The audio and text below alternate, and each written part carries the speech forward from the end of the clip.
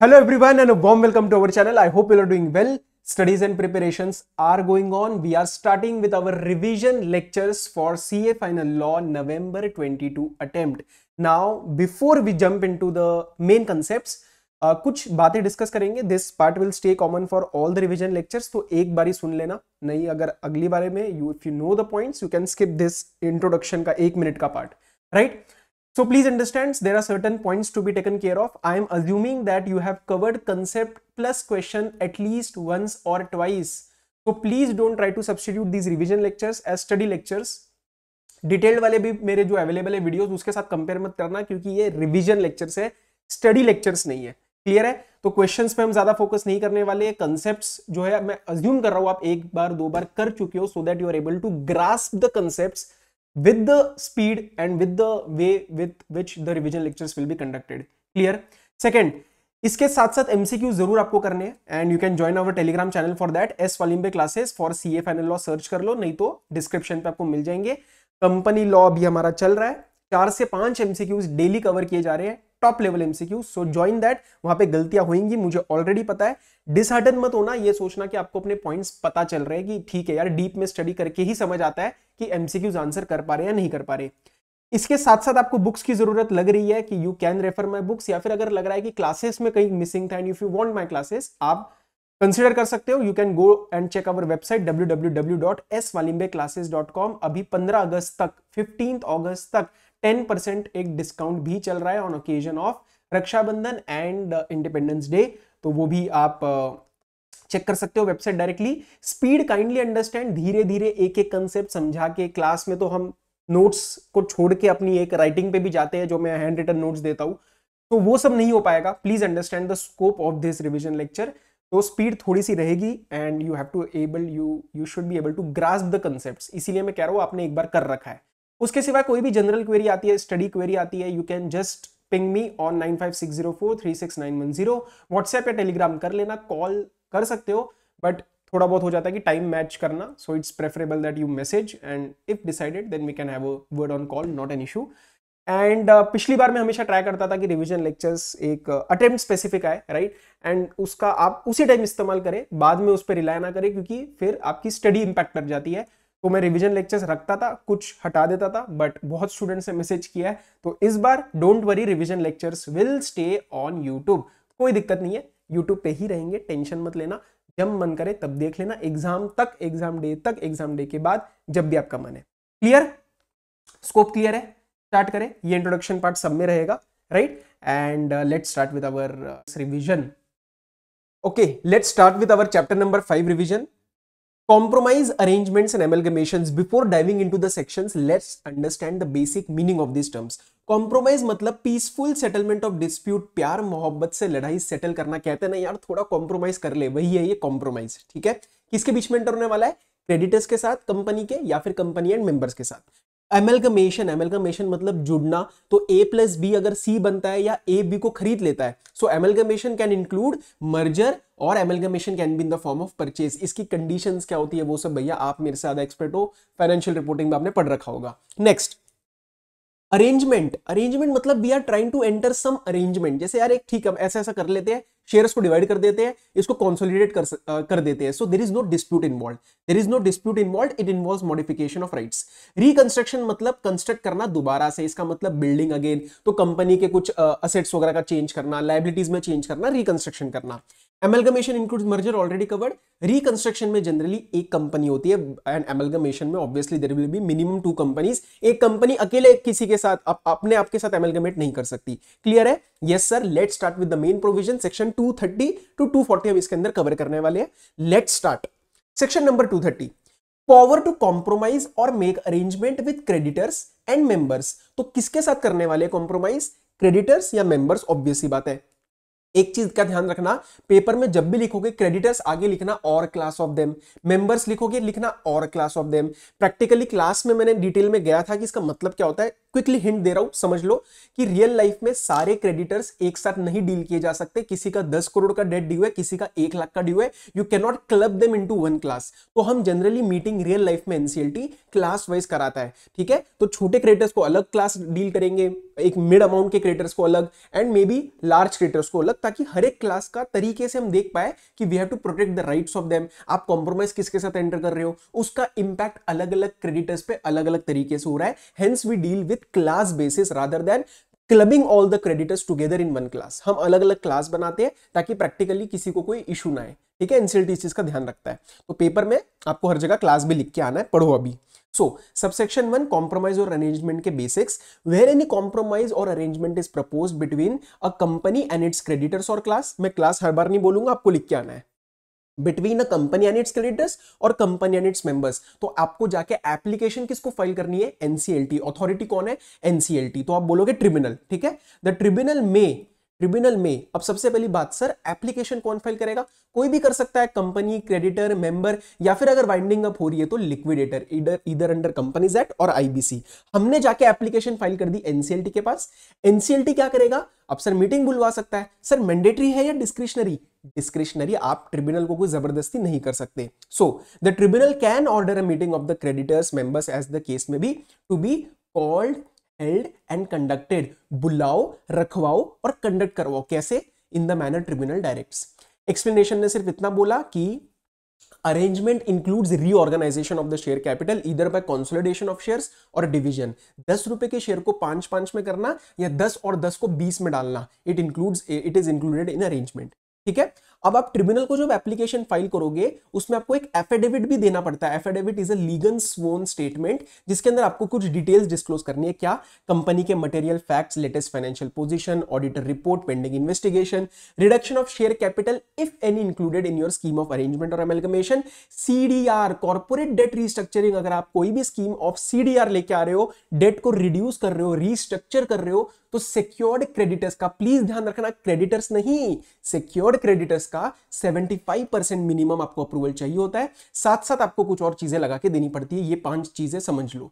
क्या, पहला sir CRS, that is creditors की responsibility statement in form CAA1। CA abbreviation आपको समझ आ रहा है, कॉम्प्रोमाइज अरेंजमेंट एमलगमेशन, क्लियर है। सो क्रेडिटर्स रिस्पॉन्सिबिलिटी स्टेटमेंट लगा के देना है। Safeguard for protection of other secured and unsecured creditor. Sir ये अदर सिक्योर्ड क्यों, अरे भाई जिन्होंने अप्रूवल नहीं दिया होगा, क्योंकि लॉ आपको मिनिमम 75% कह रहा है, तो जो बैलेंस मैक्सिमम 25, पक्का 25 नहीं, मैक्सिमम 25% वालों का आपको ध्यान रखना पड़ेगा, सेफगार्ड देना पड़ेगा, एंड बैलेंस सारे अनसिक्योर्ड का भी आपको सेफगार्ड देना पड़ेगा। Then a report of auditor that fund requirement shall conform to the liquidity test based upon estimates provided to them by the board। मतलब सर पैसा अवेलेबल रहेगा, लिक्विडिटी रहेगी, उसका एक टेस्ट होता है, वो फॉलो किया जाएगा। एंड जहां पे कंपनी कह रही है कि भैया हम तो अपना सीडीआर लगा ही नहीं रहे, हम तो आरबीआई ने जो दे रखा है सीडीआर वही फॉलो कर रहे हैं, तो ठीक है, फिर वो एक स्टेटमेंट दे दो। हमें जहां पे आप वो प्रपोज कर रहे हो आरबीआई का सीडीआर, वो स्टेटमेंट दे दो। एंड अ वैल्यूएशन रिपोर्ट, और वो असेट्स की एंड प्रॉपर्टीज की एंड शेयर्स की वैल्यूएशन, बट ऐसे नहीं आप किसी से भी करवा दोगे, registered valuer, section 247। Okay, let's move ahead. अब सर क्या हुआ है, मीटिंग बुलाई गई है, meeting is called by NCLT. अब आप इस चीज की नोटिस किस किस को दोगे, सर क्रेडिटर्स को दो, मेंबर्स को दो, स्पेसिफिकली डिबेंचर होल्डर्स को भी दो।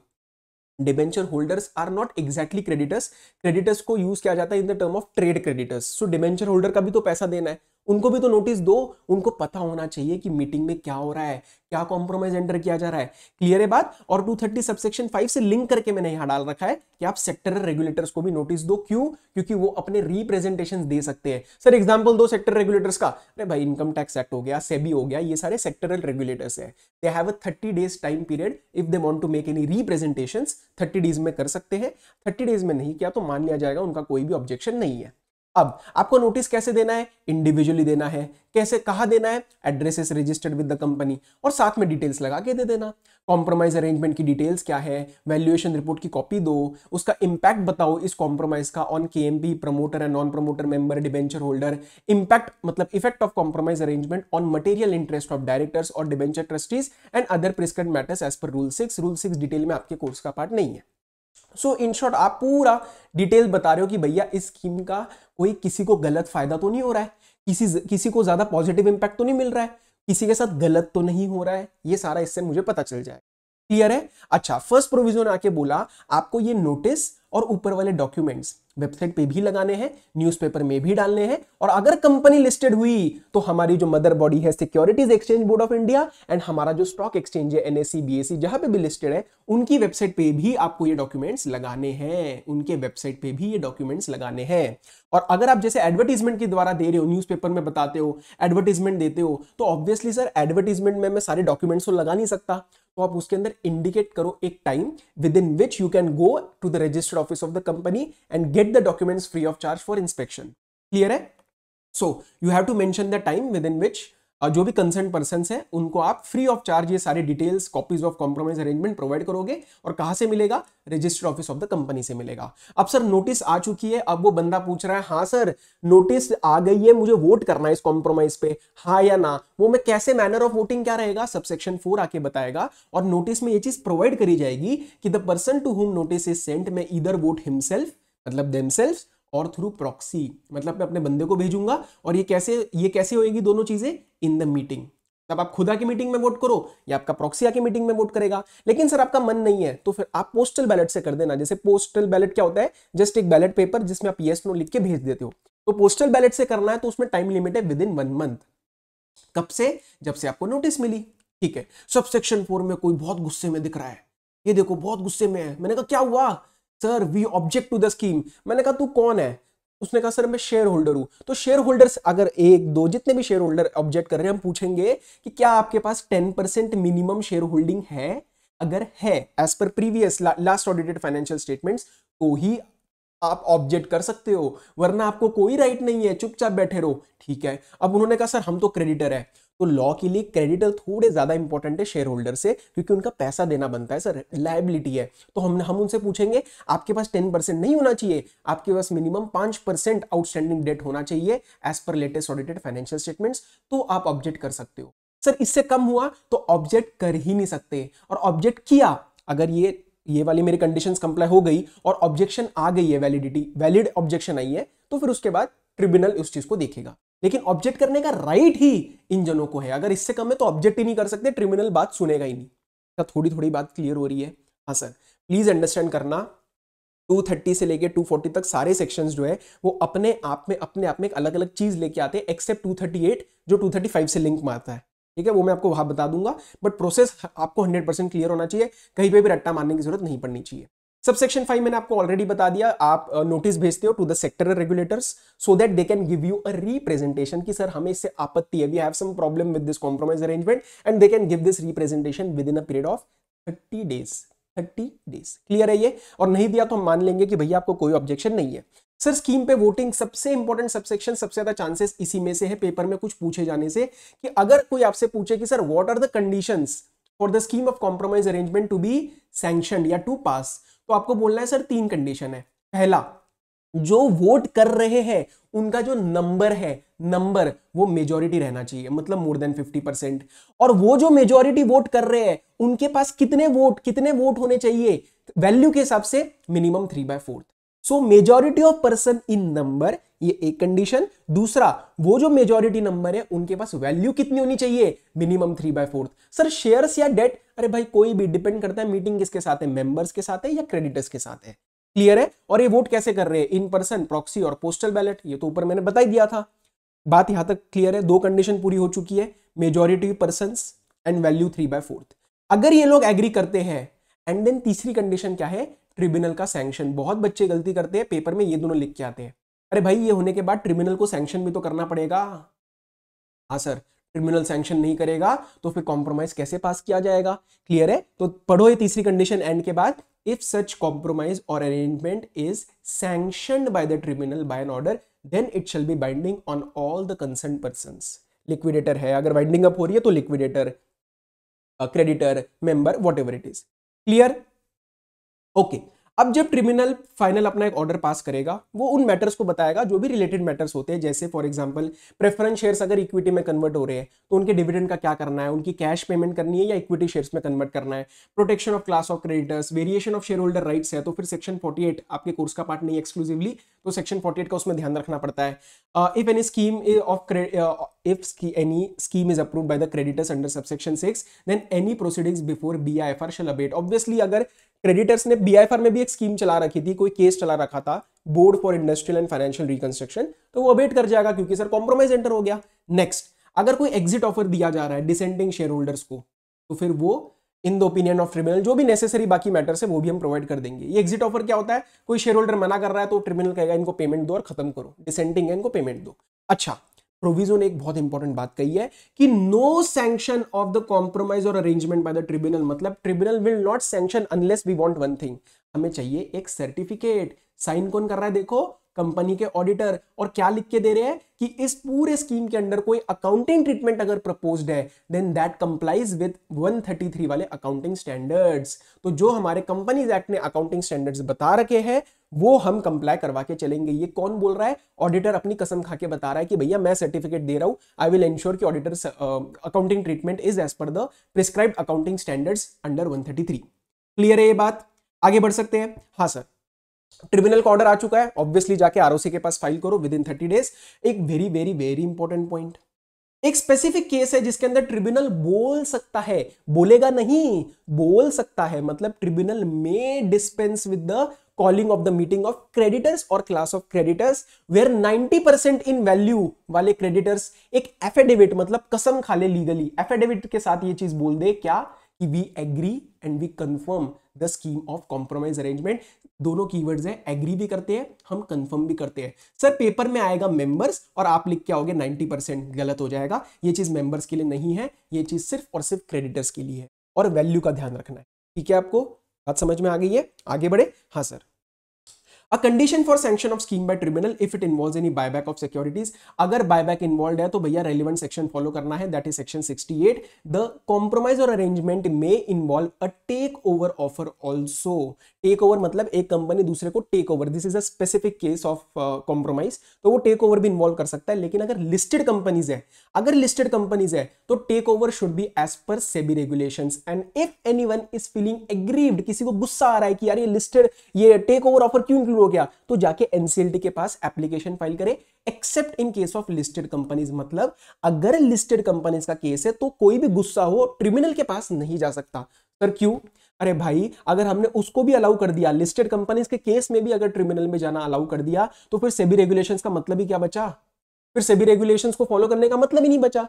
तो बचे हुए केसेस में वो चीज पॉसिबल है, hence application to NCLT not possible in case of take over of listed companies. आगे बढ़े।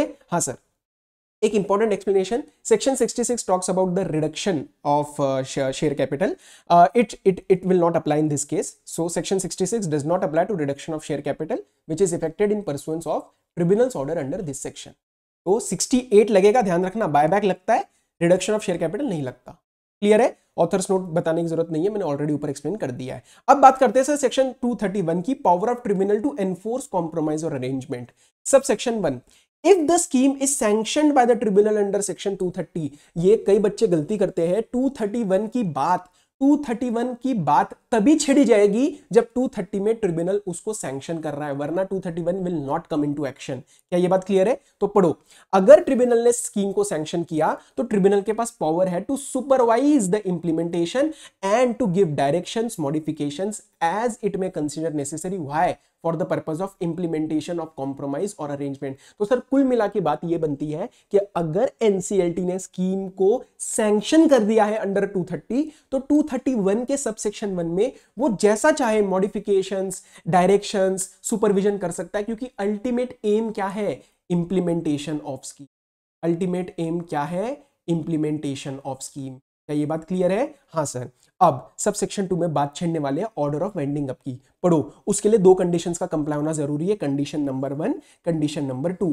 पहला, ट्रिब्यूनल को अंदर से सेटिस्फैक्शन मिल चुकी है क्या कि ये जो स्कीम है जो मैंने सैंक्शन करी है 230 में, it can not be implemented with और विदाउट मॉडिफिकेशन में, चाहे इसमें चेंजेस भी करा लूं, ये स्कीम भैया एंटर नहीं हो पाएगी। और सेकंड कंडीशन क्या है, company will not be able to pay its debts as per the scheme. जो स्कीम में हमने इसको कॉम्प्रोमाइज करके व्हाटएवर इट इज, जो फाइनल इसकी लायबिलिटी निकली है वो कंपनी पे नहीं कर पाएगी। पेपर में ध्यान रखना, अगर ये कंडीशन मिसिंग है कि कंपनी अपनी डेट पे कर पा रही है, लेकिन आपको ये दिया जाएगा कि वो वाली स्कीम जो है, जो स्कीम सैंक्शन हुई है वो इंप्लीमेंट नहीं हो पा रही।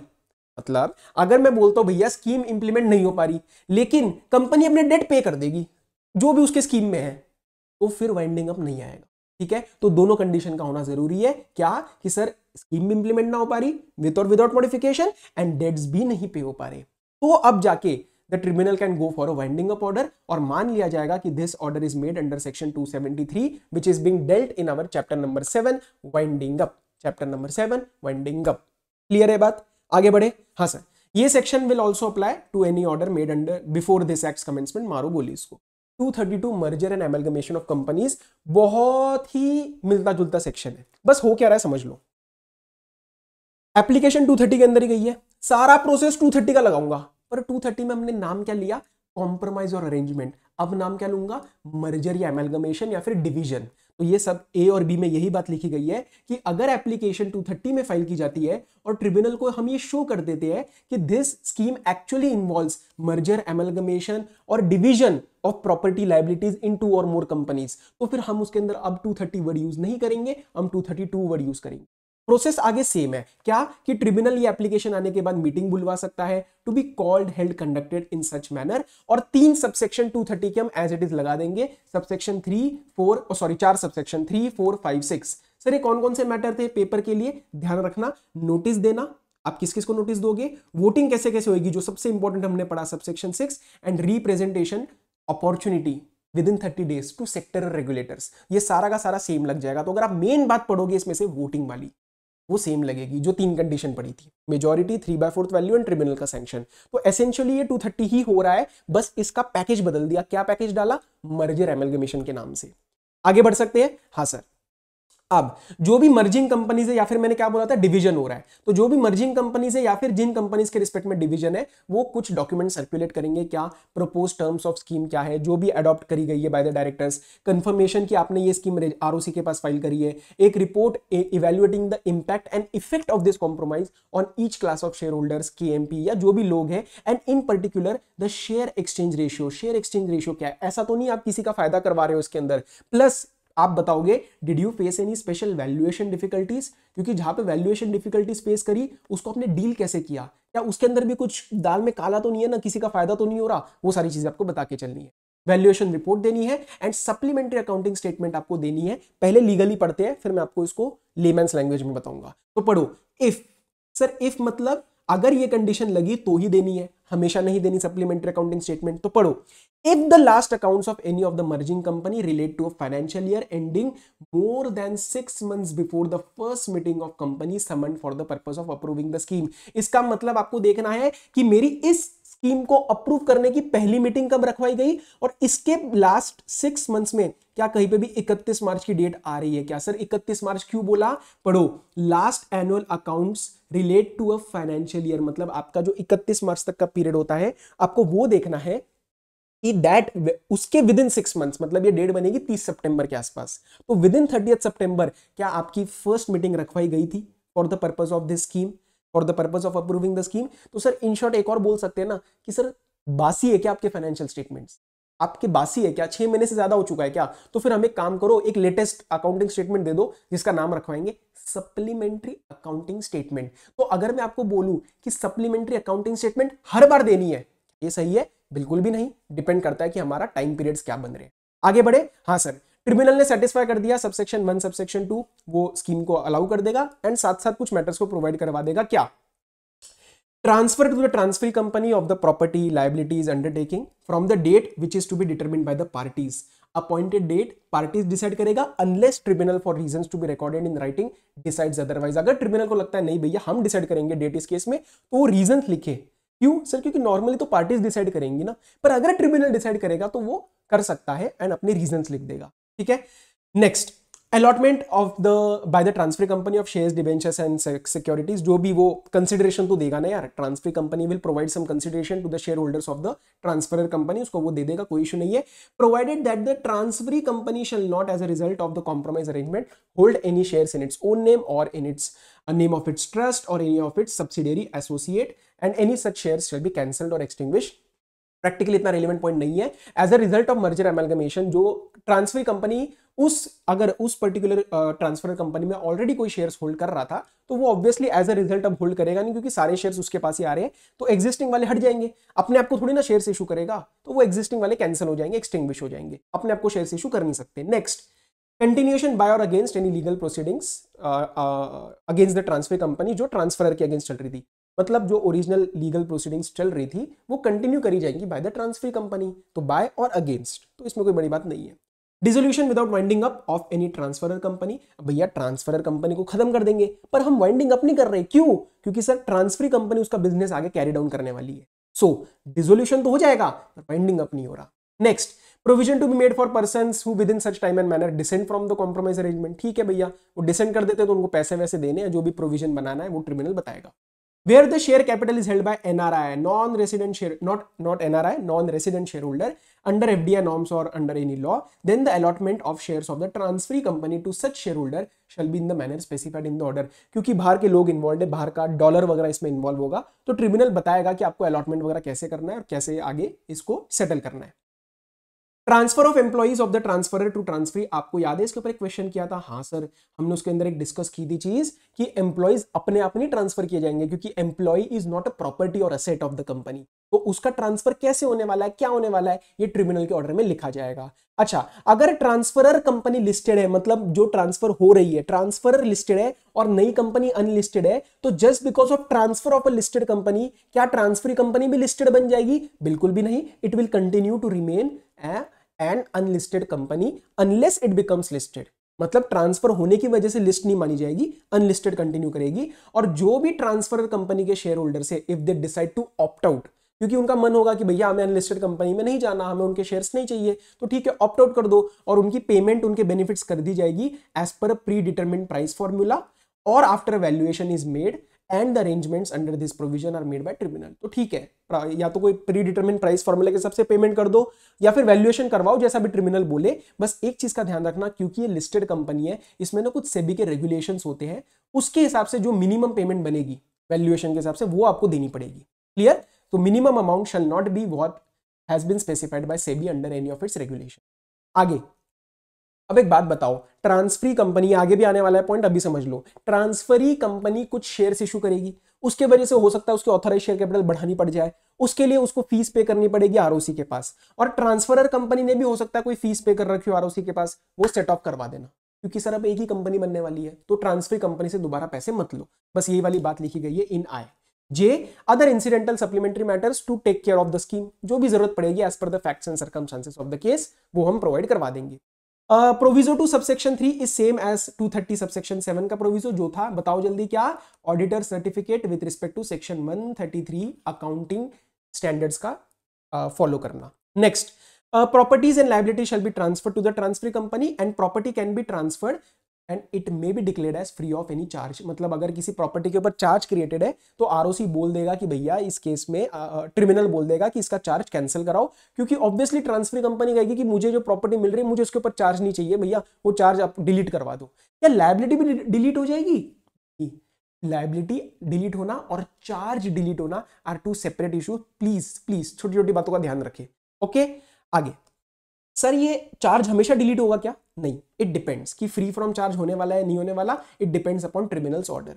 अब जो भी आपकी कॉपी आ जाएगी, आपका ऑर्डर आ जाएगा, उसकी एक सर्टिफाइड कॉपी आपको जाके फाइल करनी है टू द आरओसी। सर कौन करेगा? By every company in relation to which an order is made, मतलब ट्रांसफर ट्रांसफरी जिसके भी रिस्पेक्ट में ये ऑर्डर आया गया है। सर कितने टाइम में? Within 30 days. अच्छा, अब आपको ना डेट प्रोवाइड करनी पड़ती है, that is known as appointed date, that is known as appointed date. और ये अपॉइंटेड डेट क्या होती है? जिस दिन से आपकी जो स्कीम है, कौन सी? मर्जर, एमलगमेशन, डिवीजन, ये चीज किस दिन से इफेक्टिव मानी जाएगी, मतलब A प्लस बी अगर C हो रहा है तो ये किस दिन से माना जाएगा, ये आप हमें बताओगे स्कीम के अंदर, which shall be an appointed date.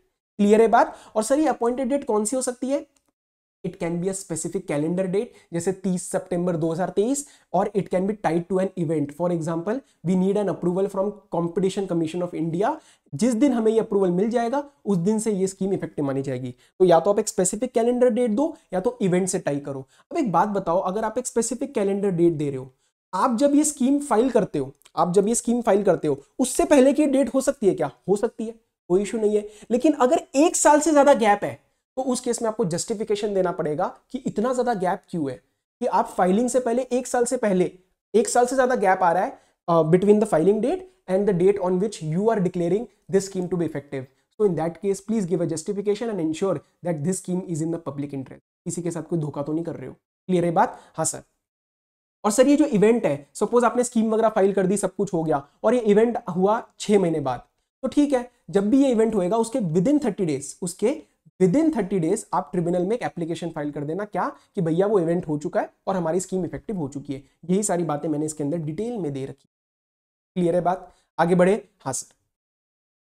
अच्छा, अब जब तक स्कीम कंप्लीट होती रहेगी हर साल एक स्टेटमेंट फाइल करनी है। सो कौन फाइल करेगा? Every company in relation to which the order has been made. क्या फाइल करेगा? एक statement in form and time as may be prescribed with ROC every year. हर एक साल फाइल करना है। उसके अंदर क्या लिखा जाएगा? whether this scheme is being complied or not. So whether the scheme is being complied or not as per the tribunal's order. पता चले ट्रिब्यूनल ऑर्डर बना के दे दे और आप कुछ और ही इंप्लीमेंट कर रहे हो, ऐसे नहीं चलेगा। तो आपको ये स्कीम फाइल का, आपको ये स्टेटमेंट फाइल करनी है, और आप तो फाइल करोगे, आप तो झूठ बोल ही दोगे, इसीलिए हमें सर्टिफाई करवा के दो बाय सीए, सीएस और कॉस्ट अकाउंटेंट इन प्रैक्टिस। क्या ये बात क्लियर है? अच्छा, सब सेक्शन 232 के लिए कुछ एक्सप्लेनेशन, जिसके अंदर हम बात करते हैं कि मर्जिंग कंपनीज का मतलब क्या होता है। So if this is a case involving merger where the undertaking property and liabilities of one और more companies are being transferred to another existing company, मतलब जिस कंपनी के पास जा रहा है, जो ट्रांसफर ही है इन शॉर्ट, वो ऑलरेडी एग्जिस्टिंग कंपनी है। So this is a merger bye absorption, क्योंकि एक एग्जिस्टिंग कंपनी दूसरे कंपनी को एब्जॉर्ब कर रही है। और इन केसेस में अगर कोई आपसे पूछे कि भाई मर्जिंग कंपनीज कौन है, तो ट्रांसफरर भी मर्जिंग है और नई वाली कंपनी भी एक मर्जिंग कंपनी है, क्योंकि दोनों ऑलरेडी एग्जिस्ट करती है और दोनों मिल रही है। क्लियर? लेकिन अगर ये स्कीम है मर्जर का, जिसके अंदर undertaking property liability of 2 or more companies are being transferred to a new company, मतलब जिसके पास जा रहा है वो एग्जिस्टिंग नहीं है, वो नई कंपनी है, and that new company can be private और public. So this is a case of merger by formation of a new company. Why? Because we are forming a new company for the purpose of merger. ये existing नहीं है। और अब आपसे कोई पूछेगा merging कौन है, तो ट्रांसफरर है। क्यों सर? क्योंकि ट्रांसफर तो एग्जिस्ट ही नहीं करती, वो तो नहीं बनाई जा रही है। तो मर्जिंग कौन है? ये सारी कंपनीज जो ट्रांसफरर है, जिसका सामान ट्रांसफर किया जा रहा है। तो ऑब्वियसली ये 2 या 2 से ज्यादा कंपनीज है। क्लियर है बात? सो दिस इज जस्ट एक formality explanation point of view से। अच्छा, डिवीजन में क्या हो रहा है? कुछ सामान 2 या 2 से ज्यादा कंपनीज में हम ट्रांसफर कर रहे हैं। सो सामान मतलब undertaking property and liability is transfer to और new companies, that new companies can be existing as well as new. कोई इशू नहीं है। क्लियर है ये? अच्छा, सरकारी कंपनी में जो भी हमने अभी 3 सेक्शंस पढ़े, 230, 231, 232, उसके अंदर जहां जहां ट्रिब्यूनल दिखा है वहां उसको सीजी से रिप्लेस कर देना, बस, और कोई बात नहीं है। सारा सेम प्रोसीजर है, बस ट्रिब्यूनल की जगह अथॉरिटी कौन है? Central government. आगे बढ़ सकते हैं? हाँ सर, 233 पे आ जाओ।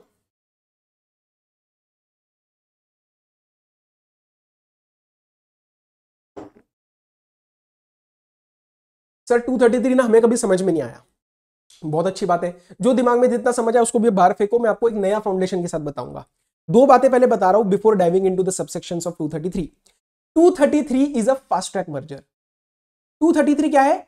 मर्जर एमलगमेशन तो है ही। तो आपके दिमाग में डाउट, सर अभी 232 में क्या पढ़ाया, फिर 233 में फिर से बता रहे हो मर्जर एमलगमेशन? नहीं बेटा, ध्यान से आगे ये वर्ड्स पे जरा ध्यान दो। सर्टेन कंपनीज, कुछ कंपनीज के लिए है। तो मैं इसमें आपको 2 चीजें बता रहा हूं, लिखना तो लिख लो। 233 is a fast track case, fast track merger, fast track amalgamation. Fast track मतलब सर प्रोसीजर थोड़ा इजी करवाओगे? हाँ भाई, नहीं तो फास्ट ट्रैक क्यों बोलूंगा? सर जरा हिंट भी दे दो, प्रोसीजर कैसे इजी कराओगे? फास्ट ट्रैक क्यों बोलोगे?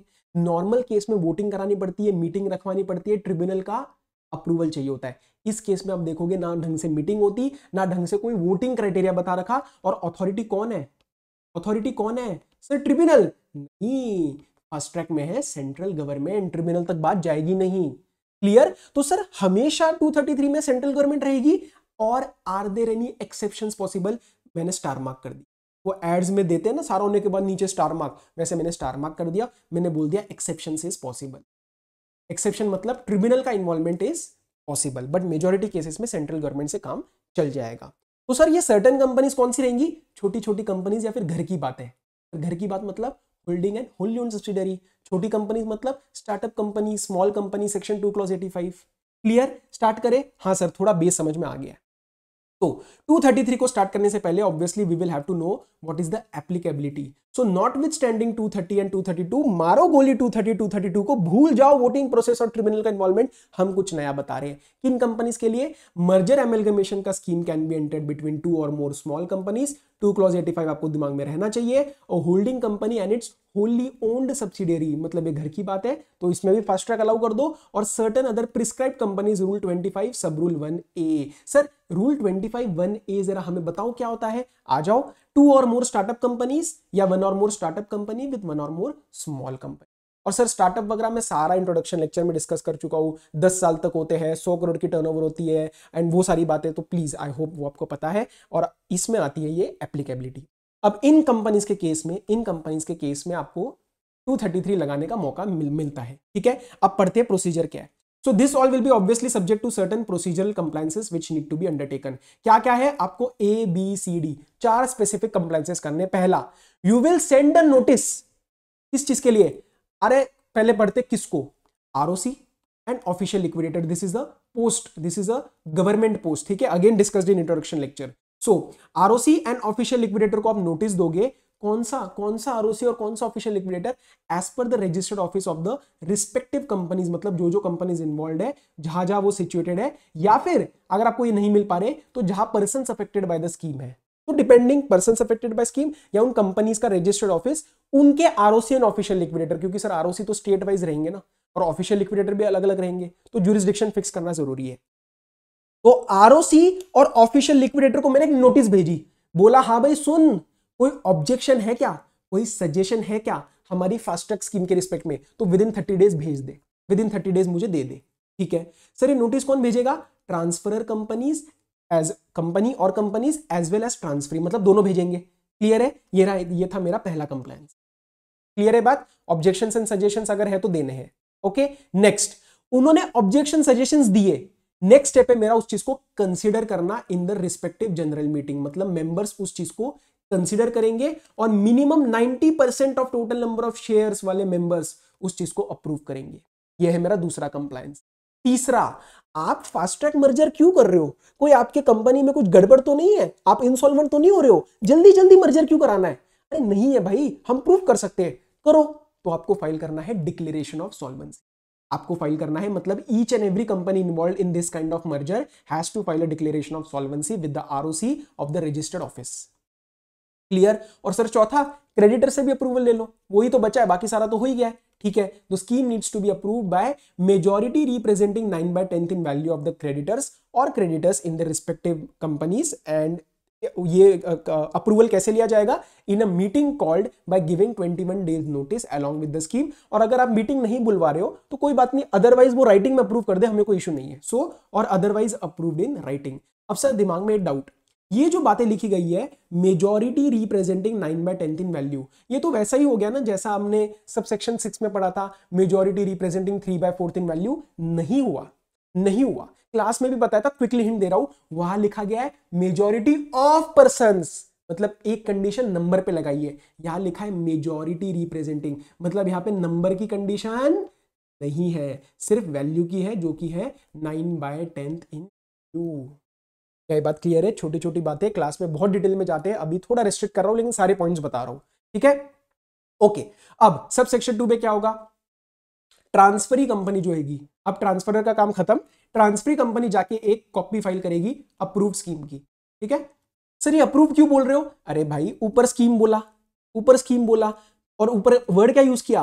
प्रपोज्ड, क्योंकि अभी स्कीम प्रपोज हुई थी। सर फिर नीचे अप्रूव क्यों कर दिया? अरे मेरे लाल, A, B, C, D में आपने अप्रूवल्स नहीं ले ली क्रेडिटर और मेंबर्स की? हाँ सर, इसीलिए अब अप्रूव बोलना है। एक एक शब्द इंपॉर्टेंट है यार लॉ का, ठीक है, तो अभी अप्रूव स्कीम जाके फाइल करो दोबारा आरओसी और ऑफिशियल लिक्विडेटर के पास, जहां पे भी रजिस्टर्ड ऑफिस है, एंड सेंट्रल गवर्नमेंट के पास। हाँ सर, आपने बताया था कि प्राइमरी अथॉरिटी सेंट्रल गवर्नमेंट है, तो सीजी के पास पहली फाइलिंग प्रपोज्ड स्कीम की नहीं हो रही, अप्रूव्ड स्कीम की हो रही है अंडर सबसेक्शन 2। ठीक है, अब स्कीम आई, रजिस्टर और ऑफिशियल लिक्विडेटर से पूछा, हाँ भाई तेरे पास अभी भी कोई सजेशन या तेरे को कोई ऑब्जेक्शन है क्या? उसने कहा नहीं सर, कोई ऑब्जेक्शन नहीं है, ठीक है, मैंने जो सजेशन दिए थे उन्होंने अप्रूव कर दिए, नहीं भी किया तो मुझे अब कोई दिक्कत नहीं है। ठीक है, अगर नहीं है तो फाइनल अथॉरिटी सीजी है, CG shall register the scheme and issue confirmation to the companies. लेकिन अगर है, अगर उसको अब भी कोई ऑब्जेक्शन है तो वो with in 30 days central government को फाइल करेगा, और अब सेंट्रल गवर्नमेंट इन ऑब्जेक्शंस और सजेशंस को देख के या फिर खुद से और फॉर एनी रीजन अगर उसको लगता है कि उसका ओपिनियन बनता है that this scheme is not in public interest और in the interest of creditors, then वो जाके ट्रिब्यूनल के पास जाएगी। अब देखो ट्रिब्यूनल का इन्वॉल्वमेंट कब हो रहा है, ओनली इफ सीजी को लगता है, वरना कहानी यहां पे खत्म हो जाती है सीजी तक। ठीक है, तो मैंने बताया था ये फास्ट ट्रैक मर्जर है, अथॉरिटीज अलग अलग है। तो अब अगर उसको लगता है सेंट्रल गवर्नमेंट को नहीं यार मेरे को भी दिक्कत है इसमें, तो फिर इस केस में सीजी ट्रिब्यूनल के पास जाएगी विद इन 60 डेज, और पता है क्या बोलेगी? वो ये नहीं बोलेगी कि स्कीम गलत है, वो बोलेगी आप इस स्कीम को 232 में लेके जाओ, फास्ट ट्रैक में मत रहने दो, 232 में लेके जाओ, मीटिंग रखवाओ, वोटिंग कंडीशंस का कंप्लायंस करवाओ। क्लियर है? So with in 60 days. अच्छा, एक बहुत इंपॉर्टेंट बात बता रहा हूं, प्लीज ध्यान से समझना। ये जो 60 डेज का टाइम है ना सीजी के पास, क्यों है ये 60 डेज का time? To go and file an application to the tribunal requesting to consider this scheme under 232। ये 60 डेज का टाइम पीरियड आपको कब से गिनना है? जब से यहां पे सबसेक्शन 2 में सीजी को वो स्कीम मिली है। सर 60 डेज यहां से नहीं गिनने जब से इसको कम्युनिकेशन मिला है, नहीं, 60 डेज यहां से गिनने हैं। पढ़ो आगे, 60 days of the receipt of scheme under subsection 2, ये वाली जब सीजी को पहली बार वो अप्रूव स्कीम मिली है। ओके, क्योंकि सर उस टाइम वो सीजी देख ही सकता था ना, ऐसे थोड़ी कि हम यहां से 60 डेज नया दे देंगे, उस टाइम उसको स्कीम मिल चुकी है तो अपना ओपिनियन बना ले। Okay, so with in 60 days it shall go state it's objections and request that tribunal may consider this scheme under 230। अब final ball is in the court of tribunal on the receipt of application from CG और any other person, मतलब किसी और को directly tribunal के पास जाना है वो भी जा सकता है। ठीक है, सो और फ्रॉम एनी अदर पर्सन। अब ट्रिब्यूनल क्या करेगा? या तो सर 232 में लेके जाएगा या तो इसी में स्कीम अप्रूव कर देगा, एक ही तो होगा और क्या होगा। सो if tribunal for reasons to be recorded in writing is of the opinion that scheme should be considered under 232, it may direct accordingly, कि उनको लगता है कि ठीक है भाई फास्ट ट्रैक तरीका ठीक नहीं है तो रीजंस रिकॉर्ड करो और 232 में भेजो, नहीं तो कंफर्म कर दो स्कीम इसी सेक्शन के under, pass such order as it deems fit under this section only. इस सेक्शन में अगर ऑर्डर पास करना है तो कोई रीजंस रिकॉर्ड करने की जरूरत ही नहीं है, 232 में डालना है तो आपको रीजंस रिकॉर्ड करने पड़ेंगे। ओके, तो मैंने नोट डाल दिया है, tribunal does not get involve in every case in this section, primarily our authority central government. ठीक है, आगे बढ़ो। कुछ बातें 233 की, जब ट्रिब्यूनल का ऑर्डर आ जाएगा अंडर सबसेक्शन 6 ये वाला है, ठीक है, ये वाला, तो उसके बाद that needs to be communicated to the relevant registrars, जिसके पास भी ज्यूरिसडिक्शन है over the companies concern, and ROC उस चीज को रजिस्टर करके एक स्कीम कंफर्म कर देगा कि ठीक है भैया इस केस में जो है वो स्कीम अप्रूव हो चुकी है, मर्जर एमलगमेशन हो चुका है, एंड कम्युनिकेशन हो जाएगा। Such communication shall be communicated to the other registrars where the transfer company और कंपनीज वर सिचुएटेड। सर क्यों आपने ऐसा बोला बाकी रजिस्ट्रार्स? क्योंकि हम पहला जो कम्युनिकेशन कर रहे हैं that is only to register having jurisdiction over the free company and the concern persons. बाकी रजिस्टर्स का क्या, जो ट्रांसफर कंपनी के, उनको कम्युनिकेशन दिया जाएगा कि भैया उस ट्रांसफरी वाले रजिस्ट्रार ने इसको अप्रूव कर दिया है। क्लियर? अच्छा, effect of registration of scheme under subsection 3 और सबसेक्शन 7। सर समझ में नहीं आया, ये सबसेक्शन 3 क्या है? अरे भाई ये है सबसेक्शन 3, ये रहा जिसमें सीजी ने ही उसको अप्रूव कर दिया है।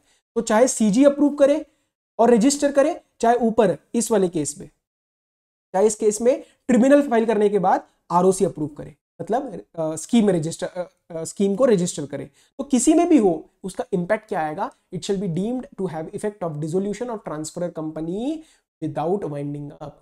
तो ध्यान रखना, अब इसमें आपको डाउट नहीं आना चाहिए सर ये दो सबसेक्शन क्यों आ रहे हैं। इस वाले में ट्रिब्यूनल इन्वॉल्व नहीं हो रही, सीजी इन्वॉल्व है। इस वाले में ट्रिब्यूनल इन्वॉल्व हुआ और ट्रिब्यूनल का ऑर्डर हमने आरओसी में फाइल किया और आरओसी ने उसको रजिस्टर किया। क्लियर है बात? अच्छा, ये रूल अभी छोड़ो, नीचे लिंक होने वाला है। Effects of registration of scheme, normal सी बात है, प्रॉपर्टी लायबिलिटी सब ट्रांसफर हो जाएगा to the transfer company, charges वगैरह होंगे वो सारे ट्रांसफर कंपनी में ट्रांसफर हो जाएंगे, लीगल प्रोसीडिंग्स बाय और अगेंस्ट ट्रांसफरर जो थी वो ट्रांसफरी में चली जाएंगी, एंड अगर कोई डिसेंटिंग शेयर होल्डर्स है जिनको पेमेंट करनी थी और वो रहती है तो वो लायबिलिटी भी अब ट्रांसफरी कंपनी की हो जाएगी जितनी भी अनपेड है। Clear. Bar on holding of shares, जैसे 230 में पढ़ा था कि ट्रांसफरी कंपनी अपने आप के शेयर्स थोड़ी ना होल्ड करेगी, तो वो कैंसिल हो जाएंगे, एक्सटिंग्विश हो जाएगी। रिवाइज ऑथराइज शेयर कैपिटल भी पहले पढ़ा चुका हूं 230 में, जैसा था कि सेट ऑफ हो जाएगी फीस किसकी, जो ट्रांसफरर कंपनी ने पे करी होगी to the ROC, that will be set off with the fees of transferee company, जो उसको पे करनी है। क्यों? क्योंकि उसका ऑथराइज शेयर कैपिटल बढ़ाना पड़ सकता है, because it is issuing shares to the transferor company. Clear है? तो सेट ऑफ हो जाएगा। अच्छा, ये जो फास्ट ट्रैक प्रोसीजर है, this shall apply mutatis mutandis to the mention companies, जैसे स्टार्टअप, स्मॉल कंपनी वगैरह, फॉर द पर्पस ऑफ 230 और डिवीजन और ट्रांसफर ऑफ 232। तो मतलब 232 में अगर हम डिवीजन कर रहे हैं, ट्रांसफर कर रहे हैं, मर्जर एमलगमेशन तो हो ही गया यहाँ पे, पर बचा हुआ डिवीजन कर रहे हैं या 230 का कॉम्प्रोमाइज अरेंजमेंट कुछ कर रहे हैं, तो वहां पे भी हम फास्ट ट्रैक प्रोसीजर लगा सकते हैं, कोई बड़ी बात नहीं है। एंड सीजी में provide for merger amalgamation of certain companies in the prescribed manner, करेंगे तो हम कंप्लाई कर लेंगे। अब एक सबसे इंपॉर्टेंट बात, ये जो 233 का प्रोसीजर है फास्ट ट्रैक वाला, ये अपने आप में एक फायदा है या नुकसान है? सर कैसी बात कर रहे हो, फायदा है, ऑब्वियस सी बात है। और दुनिया में कोई भी फायदा आपके ऊपर जबरदस्ती थोपा जा सकता है? मतलब can anyone force you to take an advantage और benefit? Answer is no, it's optional in nature. Hence section 233 is also optional in nature. If tomorrow company says we don't want to go for 233, we want to keep everyone happy, we want to go for 232 only, despite the fact that we might be eligible under 233। हम 233 के fast track के लिए eligible है, लेकिन हम 232 का use करना चाहते हैं, हम मीटिंग रखवाएंगे, हम वोटिंग रखवाएंगे और फिर मर्जर एमलगमेशन एंटर कराएंगे, तो चले जाओ, कोई इशू नहीं है, आपको कोई जोर जबरदस्ती नहीं करेगा। नोट में हल्का सा एक मीनिंग एक्सप्लेन किया है होली ओन सब्सिडरी का। होली ओन सब्सिडरी मतलब 100% share capital is owned by the holding company, except in that cases where you require certain minimum number of members, जो उसके नॉमिनीज हो सकते हैं। क्यों? सर हमने 187 में किया था, याद है ये चीज? 187 में क्या था, याद है? मिनिमम मेंबर्स होते हैं 2 प्राइवेट कंपनी के, 7 पब्लिक कंपनी के, उसके लिए हमें कुछ नॉमिनीज चाहिए ताकि ये लॉ कंप्लायंस हो जाए, तो ये वही वाला लिंक कर रखा है। Okay, 234 merger amalgamation of a company with a foreign company. Sir ये जो फॉरेन कंपनी हम 2 क्लॉज 42 में पढ़ेंगे चैप्टर नंबर 8 में, ये वही वाला है? आंसर इज नो, यहाँ पे फॉरेन कंपनी कुछ और है। पढ़ो subsection 1, the provisions of this chapter shall unless, सबसे इंपॉर्टेंट लाइन, हिंट आपको मैं कीवर्ड मार्क करा रहा हूं, उसको कर लो। This chapter shall unless otherwise provided under any other law for the time being in force shall apply mutatis mutandis to the schemes of merger amalgamation between company registered under this act and companies incorporated in such countries or jurisdictions which are notified by CG। यहां से आपको क्या बात समझ में आती है कि अगर कोई और लॉ बीच में आ जाता है तो हम वो किसी और लॉ की बात मानेंगे या कंपनीज एक्ट के 234 की बात मानेंगे? सर उस लॉ की बात मानेंगे। क्यों? क्योंकि 234 has surrendered in front of that law, उसने बोल दिया अनलेस अदरवाइज प्रोवाइडेड, अगर नहीं प्रोवाइड किया तो हम 234 की बात कहेंगे। क्लियर? आगे CG may provide rules for this in connection with this kind of a merger amalgamation in consultation with RBI.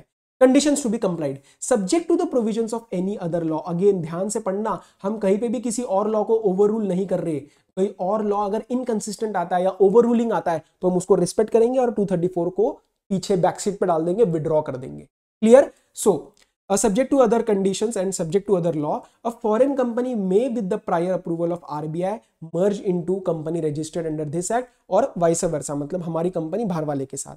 Approval किसका चाहिए? RBI का। Terms conditions of the scheme of merger may provide for various other things along with the payment of consideration to the shareholders of merger। तो जो merging company के share holder को आपको payment तो करनी पड़ेगी क्योंकि उनके शेयर्स ट्रांसफर हो रहे हैं। वो कैसे कैसे करनी है?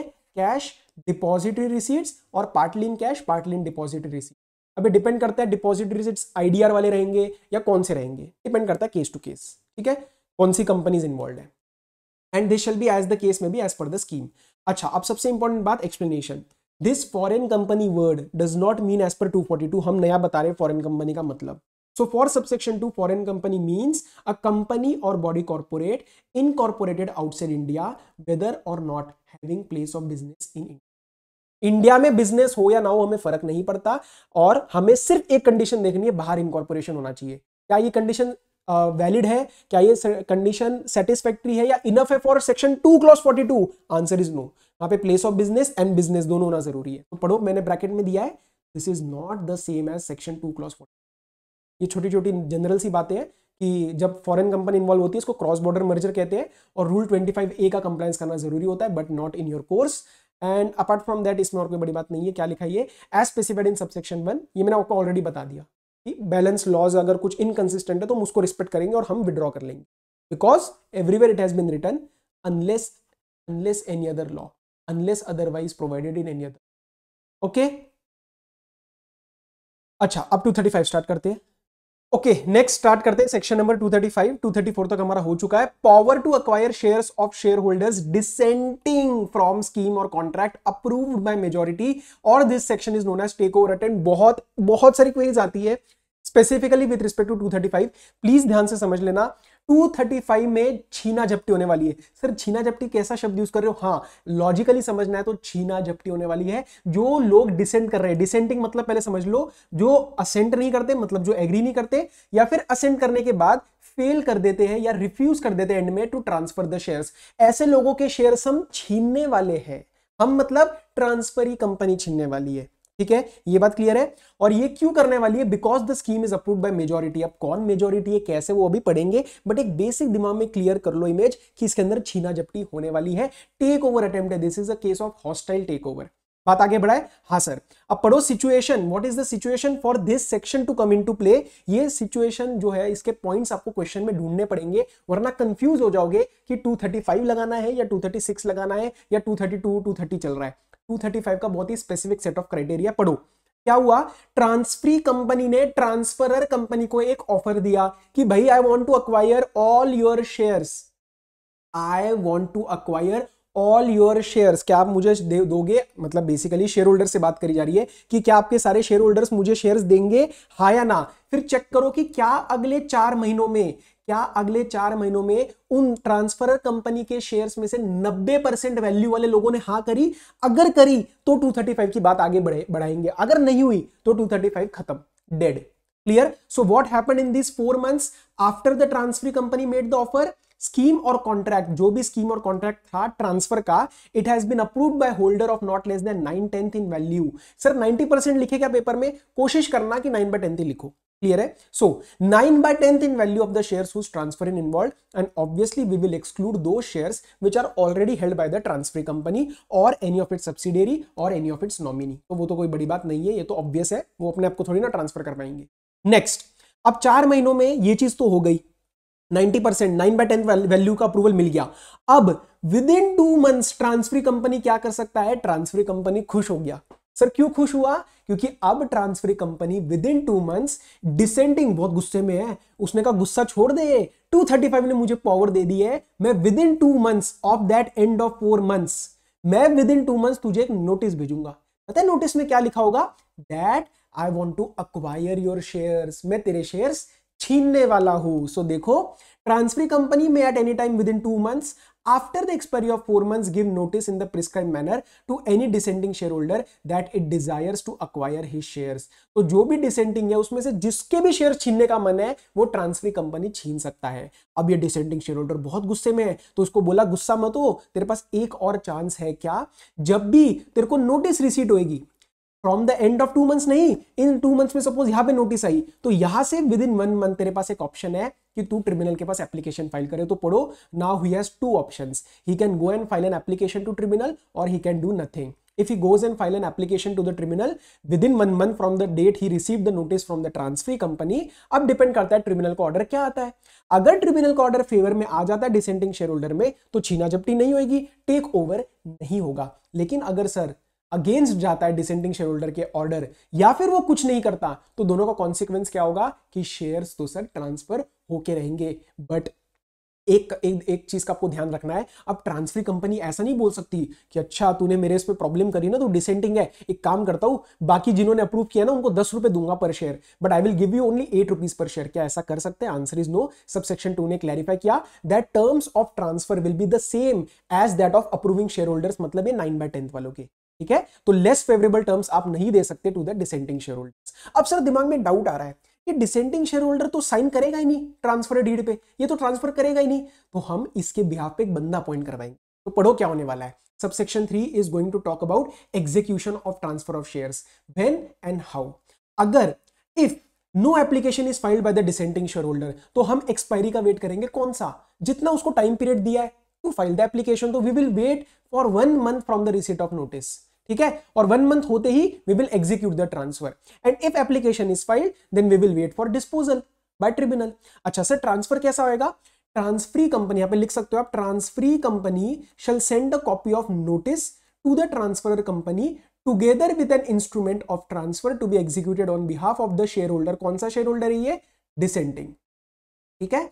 और ये ऑन बिहाफ ऑफ कौन आने वाला है? On behalf of the descending share holder एक पर्सन अपॉइंट किया जाएगा बाय द ट्रांसफरर कंपनी। वो कहेंगे कि सुन ट्रांसफरर कंपनी, तेरा डिसेंडिंग शेयर होल्डर है, वो तो साइन करेगा नहीं, उसके बिहाफ पे बंदा लगा, साइन करवा, पैसा ले और बात खत्म कर।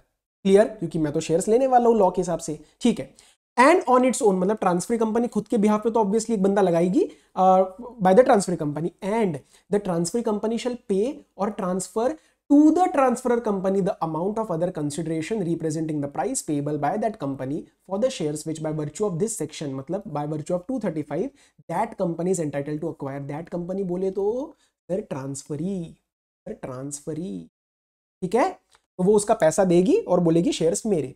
अब ट्रांसफरर कंपनी क्या करेगी? Shall register the transferee company. Transferor company क्या करेगी? रजिस्टर करेगी ट्रांसफरी को एज द होल्डर ऑफ दो शेयर्स, क्योंकि सर शेयर्स तो ट्रांसफर हो चुके हैं, और within 1 month of such registration of shares inform करेगी डिसेंडिंग शेयर होल्डर को, ओ भाई डिसेंडिंग शेयर होल्डर मेरी बात सुन, गुस्सा है जो भी है, ट्रांसफर हो चुका है, रोने से कोई फायदा नहीं है, पैसा आया है ले ले, अपना पैसा तो ले ले। विद इन 1 मंथ, पढ़ो, within 1 month it shall inform the dissenting shareholder of the fact of such registration and of the receipt of the amount representing the price payable to them by the transfer company। की पैसा आ चुका है, वो तो ले ले, उसमें रोने से क्या होने वाला है। क्लियर है? अब next, where to keep the sum which is received by the transfer company। तो जो भी पैसा आ रहा है from the transfer company वो एक सेपरेट बैंक अकाउंट पे रखा जाएगा। तो transferor shall pay that sum into a separate bank account and it shall pay to the dissenting shareholders within 60 days। और जब तक वो पे नहीं करती it shall be kept interest of the persons जिनको ये पैसा ड्यू है, that is the dissenting shareholder। Clear है? ये इंटेंट क्या है इस सेक्शन का मैंने ऑलरेडी आपको बता दिया है कि रियल लाइफ में लॉ चाहता है कि भैया कम से कम डिसेंट करे और कम से कम आगे प्रॉब्लम ऐसी हो कि 98% कोई और होल्ड कर रहा है, 2% कोई होल्ड कर रहा है, सारे के सारे शेयर्स जाने दो। 235 कह रहा है कि 230 232 में बहुत सारा प्रोसीजर कंप्लायंसेस होता है, तो छीना झपटी हो रही है तो होने दो, 235 में टेक ओवर होने दो। क्लियर है? पूरा का पूरा प्रोसीजर वहां पे लगता नहीं है, कोई वोटिंग नहीं हो रही, 90% ने अप्रूव कर ही दिया था। ठीक है, यहाँ पे आपने हेडिंग देखी होगी ना, अगर अप्रूव बाय मेजॉरिटी है, 9/10 वैल्यू ने तो अप्रूव कर ही दिया है, बचे हुए के शेयर्स छीनने दो। क्लियर? आगे बढ़े sir. 236 purchase of minority share holding. Sir 235 में भी ऐसा ही था, 236 में भी ऐसा ही है। एक वाइटल डिफरेंस समझ लो, 235 में छीना झपटी हो रही है, 236 में छीना झपटी नहीं हो रही, प्यार मोहब्बत से लिया जाएगा। इसका मतलब माइनॉरिटी वाले क्या मना कर सकते हैं ट्रांसफर से? हाँ, आईसीए ने इस व्यू को कंफर्म किया है। रियल लाइफ में कुछ इश्यूज थे, पर आईसीए ने इसको कंफर्म किया है कि माइनॉरिटी वाले can say a no that we will not transfer. Okay, applicability पढ़ते हैं, सिचुएशन क्या बन रही है in the event of enquiry. पूरी डिटेल में कहानी मत पढ़ो, सिंपल सी बात है, या तो 90% मेजॉरिटी या 90% of issued equity share capital. Keywords पे ध्यान दे जरा। इशूड, पेड अप से मुझे मतलब नहीं है, इशूड और प्रेफरेंस से मुझे मतलब नहीं है, इक्विटी। सिर्फ और सिर्फ ध्यान देना, इशूड इक्विटी शेयर कैपिटल या 90% और मेजॉरिटी। सो 90% मेजॉरिटी और 90% इशूड इक्विटी शेयर कैपिटल मेरे पास आया, एक्वायरर के पास आया, ग्रुप ऑफ पर्सन के पास आया, कुछ भी आया हो और कैसे भी आया हो। 90% कैसे आया? By virtue of amalgamation, share exchange, conversion of securities और फॉर एनी अदर रीजन। मुझे नहीं फर्क पड़ता आपके पास कैसे आया। सर कहानी क्या हो रही है ये बताओ। 90% आने के बाद मेरा बचा हुआ जो 10% है वो भी लेने का मन है। तो पढ़ो, such acquirer person group of person shall notify the company of their intention to buy the remaining equity shares. Focus करिएगा please, equity shares, equity share. ठीक है, तो अब लगेगा सेक्शन 236। तो ये जो मेजॉरिटी वाले लोग हैं, 90% वाले, अब मैं बार बार नहीं बोलूंगा कि एक्वायरर पर्सन और ग्रुप ऑफ पर्संस। पेपर में सर एग्जैक्ट लिखे, कोशिश करो लिखने की, एक्वायरर पर्सन और ग्रुप ऑफ पर्संस। मैं प्यार से बोल रहा हूं मेजॉरिटी। मेजॉरिटी वाले माइनॉरिटी को बोलेंगे सुन, मेरा मन है 236 के अंदर तेरे शेयर्स भी लेने का, देगा क्या? वो कहेगा दे देंगे। प्राइस क्या दे रहे हो? वो रूल 27 के हिसाब से डिसाइड की जाती है। ठीक है, रजिस्टर्ड वैल्यू निकालता है एज पर रूल नंबर 27। अच्छा, उल्टा हो सकता है क्या? माइनॉरिटी वाले ये कितने होंगे? Sir maximum 10%। सर कैसे? अरे मेरे भाई 90% तो ये वाले लोग हैं ना, तो ये मैक्सिमम 10% है। तो ये बोल सकते हैं क्या? माइनॉरिटी वाले बोलेंगे वो मेजॉरिटी भाई साहब आपका लेने हैं क्या मेरे शेयर, ले लो ना 236 में। Yes, so offer by minority to majority is also possible.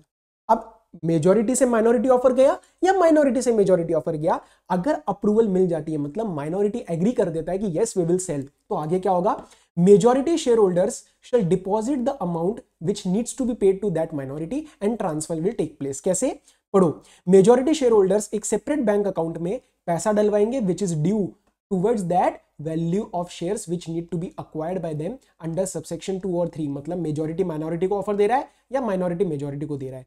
ये बैंक अकाउंट ऐसा होगा which needs to be operated by the company who shares are being transferred. मतलब जिस कंपनी की बात चल रही है, जिस कंपनी में ये शेयर्स है, उस कंपनी के द्वारा ये बैंक अकाउंट ऑपरेट किया गया है। नया नया नहीं है, पुराना अकाउंट है फॉर एटलीस्ट 1 ईयर। और क्यों, so that this can be paid to the minority share holders. कितने टाइम में पे करना है, विद इन 60 डेज। और अगर ड्यू टू एनी रीजन की विद इन 60 डेज हम पेमेंट नहीं कर पाए या पेमेंट करी लेकिन उनको नहीं मिली, वॉट एवर इट इज, तो 1 साल तक कंटिन्यू कर देना, 1 साल तक इनको पेमेंट दे देना, कोई इशू नहीं है माइनॉरिटी वालों को। क्लियर है। जिस कंपनी के शेयर्स ट्रांसफर हो रहे हैं that will act as a transfer agent. 90% वालों से पैसा लेगा और माइनॉरिटी को देगा, और माइनॉरिटी वालों से शेयर्स लेगा और मेजॉरिटी को दे देगा। तो कोई बड़ी बात नहीं है। अगर मेजॉरिटी वालों ने पैसे दिए और माइनॉरिटी वालों ने शेयर्स नहीं दिए, तो उनके जो शेयर्स उन्होंने नहीं दिए वो कैंसिल कर दिए जाएंगे। शेयर सर्टिफिकेट हम कैंसिल कर देंगे और नए शेयर इशू कर देंगे। तो पढ़ो, in the absence of physical delivery of shares, आज के इसमें ऐसा होता नहीं है वैसे इतना फिजिकल, अनलेस छोटी कंपनी हो, बट कोई बात नहीं।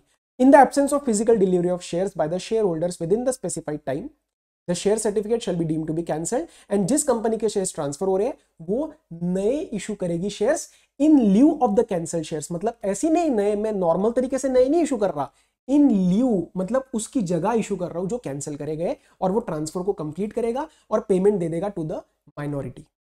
इससे out of the price which has been deposited under subsection 4, जो सेपरेट बैंक अकाउंट में दिया ना उन्होंने पैसा मुझे मेजॉरिटी वालों ने, उसमें से मैं माइनॉरिटी को दे दूंगा और बोल दूंगा कि भैया आपने डिलीवरी नहीं करी, मैंने शेयर्स कैंसिल कर दिए और नई इशू कर दी है। ठीक है, ओके। अच्छा, अगर शेयर होल्डर डाइज या cease to exist in the event of majority share holder requiring a full purchase, obviously तभी 236 लग रहा है, and making payment of price by deposit with the company, subsection 4 में डिपॉजिट किया पैसा, फॉर एनी शेयर होल्डर और share holders जिनकी death हो गई है, सीज टू एग्जिस्ट है, या जिनके एडमिनिस्ट्रेटर असाइनी सक्सेसर सामने नहीं आए, on transmission they have not been brought on record. मतलब अब हमें पता नहीं चल रहा कि हम किससे डील करें, वो बंदा जा चुका है, सक्सेसर भी नहीं आया इसका सामने, तो क्या करे, now these majority share holders shall have an offer for sale of minority equity share holding for 3 years from the date of majority acquisition. मतलब जिस दिन उनके पास वो 90% की मेजॉरिटी आई थी या 90% ऑफ इशूड शेयर कैपिटल आया था, उससे 3 साल तक they can make an offer कि भैया मुझे खरीदना है इस प्राइस पे। ठीक है, उन पे फिर हमने टाइम लिमिट दे दी, क्योंकि सर ये केस हो गया ना, इसकी वजह से टाइम वेस्ट हुआ, तो 3 साल का एक टाइम पीरियड दे दिया। प्रोसीजरल पॉइंट है, आगे पढ़ो, very very important, subsection 8, shares of minority share holding acquired or to be acquired we can say, but something happened. तो क्या हुआ ऐसा, जो माइनॉरिटी 10% था उसमें से मिनिमम 75% वालों ने मेजॉरिटी 90% वालों से एक डील करी कि आप बाकियों को तो 10 रुपए दे रहे हो ना, मुझे 12 रुपए दो।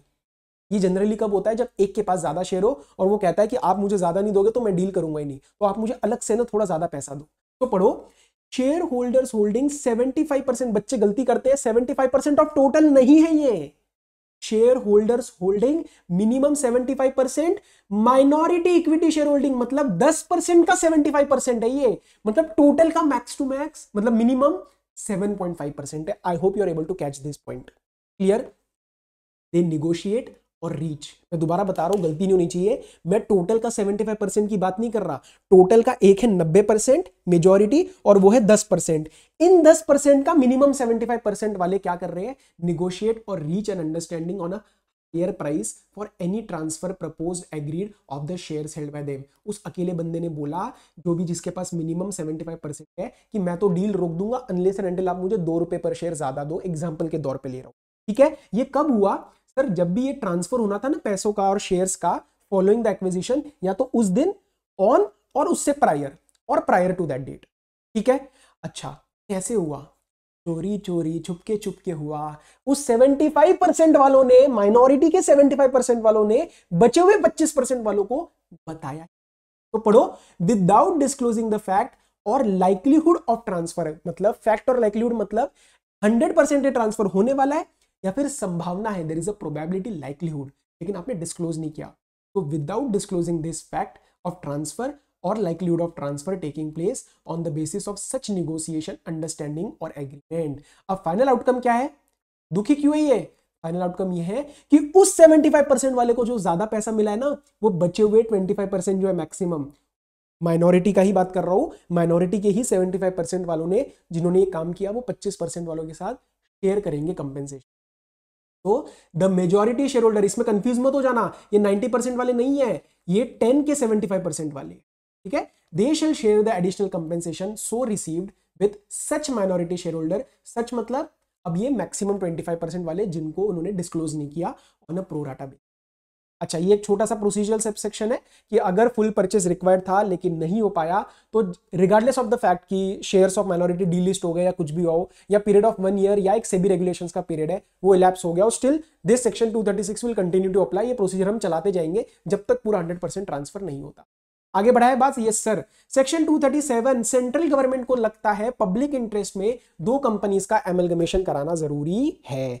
तो क्या होगा, देखो, central government is satisfied that public interest में 2 or more companies should amalgamate, so CG may by order in official gazette provide for amalgamation of those companies into a single company along with the other matters की property, liability, assets कैसे transfer किए जाएंगे, legal proceedings and other supplementary matters भी बताए जाएंगे। Very very important subsection. Every member and creditor deserve the same rights post amalgamation, otherwise they would need an compensation. Obviously बात है कि sir हर एक मेंबर और क्रेडिटर के as nearly as may be same interest और same rights रहेंगे against the transfer company जो उसके ओरिजिनल कंपनी में थे, जिसका वो ओरिजिनली एक मेंबर क्रेडिटर था। ऑब्वियस सी बात है कि अगर मर्जर एमलगमेशन की वजह से मेरा 1 लाख रुपए ड्यू था, तो अब उसको 80,000 मत करो ना, 1 लाख की ड्यू रखो, कर रहे हो तो मुझे 20,000 कंपेंसेशन दो। So if you are reducing it, if less I need a compensation, पर ये कंपेंसेशन कौन डिटरमिन करेगा? प्रिस्क्राइब्ड अथॉरिटी डिटरमिन करेगी, अथॉरिटी एज में भी प्रिस्क्राइब, और डिटरमिन करने के बाद उसको ऑफिशियल गजेट में छाप के दे देगी कंपेंसेशन जो भी असेस किया जाएगा, and it shall be paid by the transfer company. लेकिन अगर कोई दुखी हो जाता है, क्यों दुखी है भाई, क्यों रो रहा है, वो कह रहा है सर मेरे को कंपेंसेशन पूरा नहीं दे रहे, इन्होंने गड़बड़ करी है, तो जाके विद इन 30 डेज ट्रिब्यूनल के पास एप्लीकेशन फाइल कर, और जो ट्रिब्यूनल कहेगा वो तेरा फाइनल ऑर्डर है। सर एनसीएलटी के पास जा सकते हैं क्या? इन्होंने कुछ नहीं बोला, बट 421 के हिसाब से जा सकते हैं। A similar thing I discussed in chapter 4 section 218। क्या बात समझ में आ रही है? क्या लिंकिंग समझ में आ रही है? इस लेवल पे लिंकिंग समझ आ जानी चाहिए, ठीक है। हम पहली बार नहीं पढ़ रहे, हम रिवाइज कर रहे हैं, ठीक है। तो कंपेंसेशन मिल जाएगा, कंपेंसेशन प्रिस्क्राइब अथॉरिटी डिटरमिन करेगी और ऑफिशियल गजेट में छाप देगी। किसी को कोई दुख है, विद इन 30 डेज ट्रिब्यूनल के पास जाके रो ले, जो ट्रिब्यूनल बोलेगा वो फाइनल। कंडीशंस क्या है एक ऑर्डर करने के लिए सेंट्रल गवर्नमेंट को? In this section, no order shall be made unless a copy of the proposed order is sent in draft to each of the companies concerned. Time for preferring an appeal under subsection 4, ये वाला 30 दिन वाला, ये खत्म हो चुका है, या फिर अगर अपील प्रेफर हुई है तो उसका फाइनल डिस्पोजल हो चुका है। And the central government has considered and made such modifications in the draft order as it may deem fit in the light of suggestions and objections which may be received by it from any such company. जब ये draft में जाएगा तो उनके suggestions आएंगे, उसको consider करना है, मॉडिफिकेशंस करना है, और मिनिमम आपको कंपनीज को कितना टाइम देना है, सेंट्रल गवर्नमेंट फिक्स करेगी कि कितना टाइम देना उन कंपनीज को टू गिव सजेशंस, जो कि होना चाहिए मिनिमम 2 मंथ्स, 2 मंथ से कम नहीं, from the date it is served और we can say received by that company और from the class of share holders और एनी क्रेडिटर्स। जो भी सजेशंस देंगे उनको देख लेंगे। Copies of every order under this section as soon as may be made shall be laid before each house of parliament, Lok Sabha Rajya Sabha में रखवा दीजिए, कोई इशू नहीं है। सर एक बात लिंक करा रहा हूं एक क्वेश्चन से, वेरी वेरी वेरी इंपॉर्टेंट। आपको आएगा एक मिस्टर रमेश है, he is aggrieved by the order of central government ordering amalgamation in the public interest where he should file an appeal. आप जाके लिखोगे कि मिस्टर रमेश ने, जो भी मैंने नाम लिया, he can go and file an appeal to the tribunal, और आपको मिलेंगे 0 number. Kindly understand, central government के ऑर्डर के अगेंस्ट आप कोई भी अपील नहीं फाइल कर सकते, कोई अपील नहीं फाइल कर सकते, कोई एप्लीकेशन नहीं फाइल कर सकते, आप सिर्फ कंपेंसेशन के अगेंस्ट अपील फाइल कर सकते हो। So if anyone is aggrieved by the order of central government ordering amalgamation in public interest, तो उसको बोलेंगे भाई एग्रीव्ड रहे, लॉ ने तेरे को कोई भी साधन नहीं दिया है, no power to file any application. Clear है? बस वो अपनी सजेशंस मॉडिफिकेशन दे सकता है कि हाँ प्लीज रिकंसिडर कर लो, ये वो कर लो, पर अपील नहीं फाइल कर सकता कोई फॉर्मली, ठीक है। अच्छा, registration of offer of schemes involving transfer of shares, this is link to section number 235। 2 minute.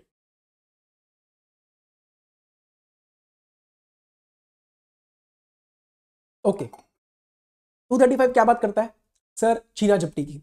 छीना झपटी में लॉ कहता है कि यार कम से कम इंपैक्ट आना चाहिए, कम से कम छीना झपटी होनी चाहिए। तो सेक्शन 235 में एक ना रियल लाइफ में एक सर्कुलर दिया जाता है, उसके अंदर कुछ डिटेल्स बताई जाती है, जैसे ट्रांसफर कंपनी ने कैश अवेलेबिलिटी के लिए क्या क्या रखा है, प्लस ट्रांसफर कंपनी के डायरेक्टर्स एक रिकमेंडेशन देते हैं शेयर होल्डर्स को कि प्लीज एक्सेप्ट इट, ताकि कम से कम डिसेंट करे। और वो जो सर्कुलर जाता है ना, वो ऐसी हवा में नहीं जा सकता, प्रॉपर तरीके से बना के आपको आरओसी के पास वो रजिस्टर कराना पड़ता है, और वही ऑफर की बात कर रहे हैं हम, रजिस्ट्रेशन। ठीक है, तो लिंक समझ आ गया 235 से, पढ़ो। Registration with ROC in relation to every offer of scheme or contract involving transfer of shares or any class of shares to the transfer company under 235। याद है ना, ये 235 मैंने स्टार्ट में क्या बोला था, एक स्कीम या ऑफर जाता है जिसमें ट्रांसफरी कंपनी कहती है कि मुझे ट्रांसफर करना है, उसके बाद डायरेक्टर्स इसको एक सर्कुलर बना के आगे भेजेंगे।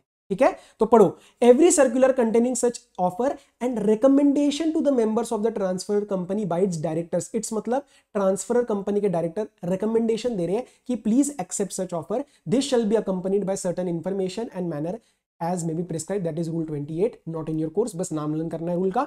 every such offer shall contain a statement or on or by or on behalf, मतलब या तो वो कंपनी देगी या तो उसके बिहाफ पे दिया जाएगा, कौन सी, by the transfer company disclosing steps it has taken to ensure that necessary cash will be available. तो ट्रांसफर कंपनी बताएगी कि देखो हमने इतनी एफडी करा रखी है, देखो इतना कैश डिपॉजिट है, ये आप भी को तो देना है, आप टेंशन मत लो, आपको कैश मिल जाएगा। And every such circular shall be presented to the ROC and no such circular shall be issued unless it is so registered। क्या ROC को जबरदस्ती रजिस्टर करना ही पड़ेगा? Answer is no, he may refuse for the reasons to be recorded in writing. और वो reason क्या हो सकते हैं कि क्लॉज ए में जो इन्फॉर्मेशन हमने बोली वो आपने नहीं दी, या फिर आपने ऐसी कोई इन्फॉर्मेशन दी है in a manner which is likely to give false impression. तो ये अगर रिफ्यूजल होता है तो रिफ्यूजल करने के बाद ROC shall communicate to the party within 30 days of refusal. Clear है? और अगर कोई एग्रीव्ड है तो अपील फाइल करे ट्रिब्यूनल के पास। सबसेक्शन 3 इस पेनल्टी, इसको छोड़ो। Preservation of books and papers of amalgamated company, section 213। अगर बुक्स और पेपर्स आपको तोड़ने हैं, खराब करने हैं, फेंकने हैं, मतलब डिस्ट्रॉय करने हैं, क्योंकि आपका एमलगमेशन डिवीजन हो चुका है, तो कर देना, लेकिन आपको सीजी से एक प्रायर अप्रूवल लेनी पड़ती है। इसमें अथॉरिटी लर्न करना एमसीक्यू में एक बार आ चुका है। ठीक है, चल तो जिसके भी शेयर्स वगैरह अक्वायर हुए हैं उसके books and paper shell not B disposed of unless you get a prior approval of central government and before granting prior permission central government क्या कर सकती है, किसी ऑफिसर को अपॉइंट कर सकती है just to check the books कि यार इसमें कोई फ्रॉड वगैरह तो नहीं हुआ है, कोई ऑफेंस वगैरह का तो कोई एविडेंस नहीं है ना, क्योंकि एक बार डिस्ट्रॉय हो गई तो फिर आगे कुछ कर नहीं पाएंगे। अच्छा, कोई मर्जर एमलगमेशन से पहले कोई ऑफेंसेस हो रखे हैं तो उसकी लायबिलिटी तो कंटिन्यू करेंगी सेक्शन 240 में, तो दैट विल बी कंटिन्यूड, उसमें कोई बड़ी बात नहीं है। So this was all for our chapter number 5, compromise arrangement amalgamation. हर एक सेक्शन का अपने आप में एक अलग लिंक है, मतलब अलग प्रोसेस है, अलग कहानी है। I hope I am able to communicate that in the revision lecture as well. And बस इसके बाद मिलेंगे हम एक अगले चैप्टर में। Till then all the very best, study well, take care, be safe, bye bye. And I seriously hope कि revision lectures जो है they are being useful for your study. ठीक है, चलो टाटा बाय बाय।